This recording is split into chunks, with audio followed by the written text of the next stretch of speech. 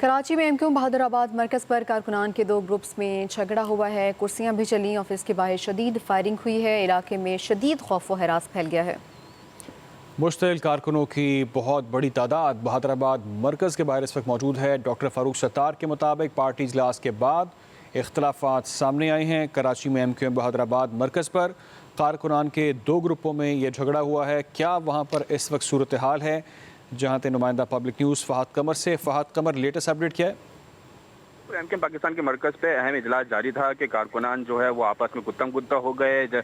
Committee room के अंदर जो है वो एक दूसरे के ऊपर जो है वो कुर्सियां भी मारी गई हैं। तशद्दुद से जो है वो दो अफराद उस टाइम जो है वो जख्मी हुए थे। तमाम बाहर निकल के जो है एक दूसरे दोनों ग्रुपों ने एक दूसरे के खिलाफ शदीद नारेबाजी करी। पत्थराव से जो है वो दो अफराद जख्मी हुए हैं। उसके बाद जो है वो कारकुनान की जानिब से एक दूसरे पर जो है वो शदीद फायरिंग भी की गई। पुलिस की भारी नफरी जो है वो इस टाइम बहादुराबाद एमकेएम के जो है वो पहुंच गई है। कारकुनान की और एमएनए एमपीएस जो है वो बड़ी तादाद में एमकेएम के मरकज़ बहादुराबाद पे जो है वो पहुंचना शुरू हो गए हैं। पुलिस हुकाम के मुताबिक फायरिंग से जो है वो एक शख्स जख्मी हुआ है जिसको कंधे पे गोली लगी है। जी फ़हद कमर, ये बताएगा कि पुलिस के पहुंचने के बाद क्या सूरत हाल वहाँ पर बनी? मामला तब कंट्रोल्ड है और क्या कोई गिरफ्तारियां भी अमल में आई हैं? जी बिल्कुल, पुलिस की भारी नफरी जो है वो बहादुराबाद ऑफिस पर जो है वो पहुंच गई है। अभी पुलिस की जानिब से बताया गया है कि तमाम वाक़े जो है वो कंट्रोल में कर लिए गए हैं। कारकुनान को मुश्तिल करने की कोशिश की जा रही है कि कारकुनान जो है वो यहाँ से दूर हो जाएं। तमाम अभी भी कारकुनान की बड़ी तादाद जो है वो एमकेएम के मरकज़ पहुँचना शुरू हो गई है। नारेबाजी की जा रही है। खालिद मकबूल सिद्दीकी के ग्रुप की जानिब से जो है यहाँ पर अभी भी नारेबाजी की जा रही है। डॉक्टर फारूक सत्तार, अमीनुल हक, खालिद मकबूल सिद्दीकी समेत सिंध के अपोजिशन लीडर अली खुर्शीदी भी जो है वो बहादुराबाद मरकज़ पे पहुंच गए हैं। कारकुनान की जो है आमद का सिलसिला जारी है। तमाम अभी भी जो है वो पुलिस की भारी नफरी जो है वो एतराफ में तैनात की गई है ताकि कोई भी खुशगवार वाक़या ना पेश आ सके। जी ठीक है, ये भी बताइएगा फ़हद के क्या वजह सामने आई कि इख्तलाफात हुए क्यों? क्या कोई इजलास जारी था जिस पर कोई तहफ़्फ़ुज़ात थे? क्या कोई बात सामने आई, अंदरूनी कहानी?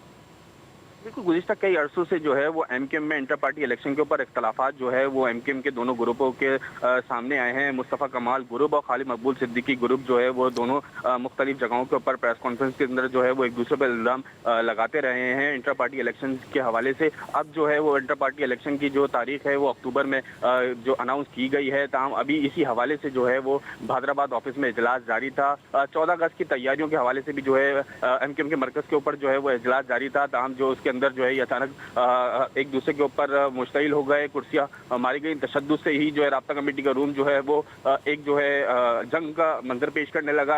कारकुनान ने एक दूसरे पर जो है वो शदीद तशद्दुद का निशाना बनाया था। हम बाहर निकल के जो है वो शदीद एहतजाज भी किया गया है। जी अच्छा, अभी कहा जा रहा है कि अब ये मामला मजीद चलना मुमकिन नहीं है। अमीनुल हक ने ये बात की है।